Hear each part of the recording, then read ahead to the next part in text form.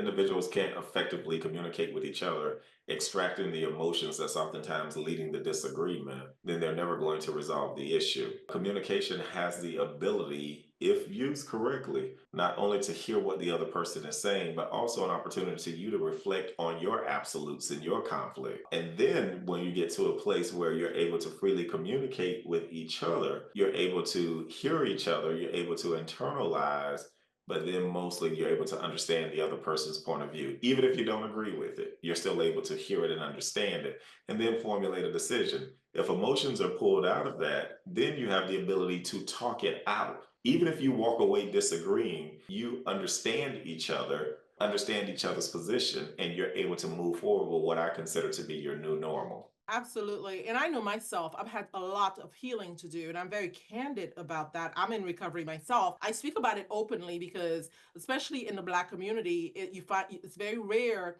that you hear us speak. There are a lot of professionals for sure, but active participants and or people who have benefited from the program of recovery. Mental health healing has to factor in because you can, and it's Einstein, I believe, that says you cannot find a solution for the same person that the same mind that created it. So these people who are holding trauma in their minds are not going to be able to resolve and find peace and for Haiti if they're in leadership.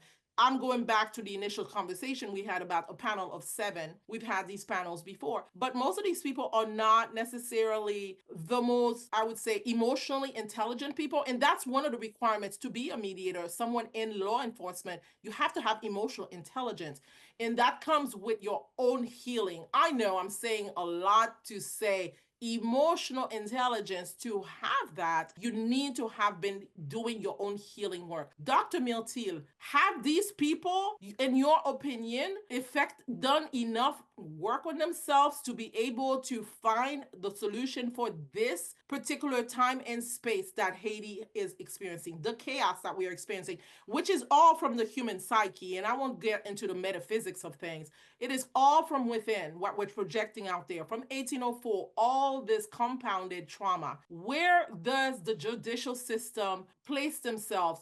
Dr. Miltil, have these people, in your opinion, effect done enough work on themselves to be able to find the solution for this particular time and space that Haiti is experiencing, the chaos that we are experiencing, which is all from the human psyche? And I won't get into the metaphysics of things. It is all from within, what we're projecting out there from 1804, all this compounded trauma. Where does the judicial system place themselves and helping victims find peace and resolution?